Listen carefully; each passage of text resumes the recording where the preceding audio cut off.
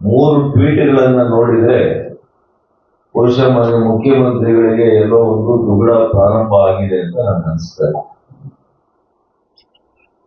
ಜಾತಿಯನ್ನ ತಂದು ಬಿಟ್ಟಿದ್ದಾರೆ, ಹಿಂದುಳಿದ ವರ್ಗಗಳನ್ನ ಎತ್ತಿಕಟ್ಟಿದ್ದಾರೆ.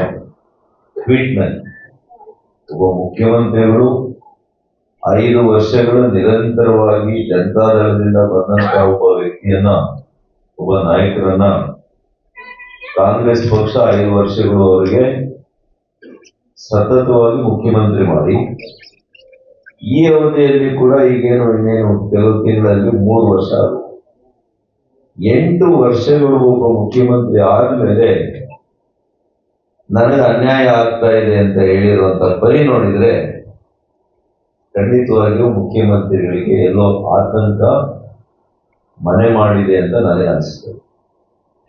ಹಾಗಾಗಿ ಅವರಿಗೆ ಆತಂಕ ಆದಾಗೆಲ್ಲ ಕೂಡ ನಾನು ನೋಡಿದ್ದೇನೆ, ಅಹಿಂದ ಸಮಾವೇಶಗಳು ಪ್ರಾರಂಭ ಆಗ್ತದೆ, ಇಲ್ಲ ಅಂತಂದ್ರೆ ಈ ರೀತಿಯ ಬಿಜೆಪಿ ಮೇಲೆ ಗೂಬೆ ಕೂರಿಸುವಂತ ಆಂದೋಲನಗಳು ಪ್ರಾರಂಭ ಆಗ್ತದೆ. ನರೇಗಾ ಆಂದೋಲನ ಕೂಡ, ಬಚಾವ್ ಆಂದೋಲನ ಕೂಡ ಮುಖ್ಯಮಂತ್ರಿ ಕುರ್ಚಿಯನ್ನ ಬಚಾವ್ ಮಾಡಿಕೊಳ್ಳುವಂತ ಒಂದು ಆಂದೋಲನ ಅಂತ ನಾನು ಹೇಳ್ತೇನೆ. ಮತ್ತು ಈ ಕ್ಷೇತ್ರದ ಲೋಕಸಭಾ ಸದಸ್ಯನಾಗಿ ನಾನು ಹೇಳಬೇಕಾಗ್ತದೆ ಗಂಭೀರವಾಗಿ, ನೀವು ನಮ್ಮ ಬಯಲು ಸೀಮೆಯನ್ನ ಬಚಾವ್ ಮಾಡುವಂತ ಆಂದೋಲನ ಮಾಡಿ.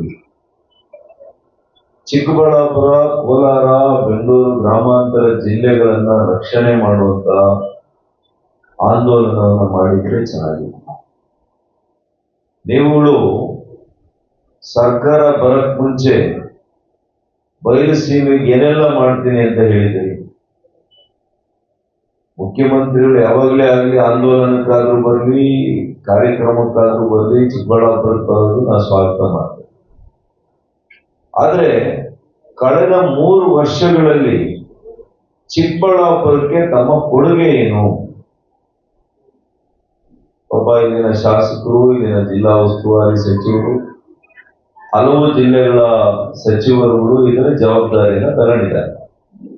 ಬೆಂಗಳೂರು ಗ್ರಾಮಾಂತರ ಜಿಲ್ಲೆಯಿಂದ, ಕೋಲಾರ ಜಿಲ್ಲೆಯಿಂದ, ಬಹುಶಃ ತುಮಕೂರು ಜಿಲ್ಲೆಯಿಂದ, ಈ ಜಿಲ್ಲೆಯಿಂದ ಎಲ್ಲರೂ ಕೂಡ 1 ಲಕ್ಷ ಜನ ಸೇರಿಸಬೇಕು ಅಂತೇಳಿ ಎಲ್ಲಾ ರೀತಿಯ ಒಂದು ಮೊಬಿಲೈಸಿಂಗ್ ಮಾಡ್ತಾ ಇದ್ದಾರೆ, ಜನರನ್ನ ಸೇರಿಸಬೇಕು ಅಂತ. 3 ಟ್ವೀಟ್ಗಳನ್ನ ನೋಡಿದ್ರೆ ಬಹುಶಃ ಮಾನ್ಯ ಮುಖ್ಯಮಂತ್ರಿಗಳಿಗೆ ಎಲ್ಲೋ ಒಂದು ದುಗುಡ ಪ್ರಾರಂಭ ಆಗಿದೆ ಅಂತ ನನಗೆ ಅನಿಸ್ತದೆ. ಜಾತಿಯನ್ನ ತಂದು ಬಿಟ್ಟಿದ್ದಾರೆ, ಹಿಂದುಳಿದ ವರ್ಗಗಳನ್ನ ಎತ್ತಿಕಟ್ಟಿದ್ದಾರೆ.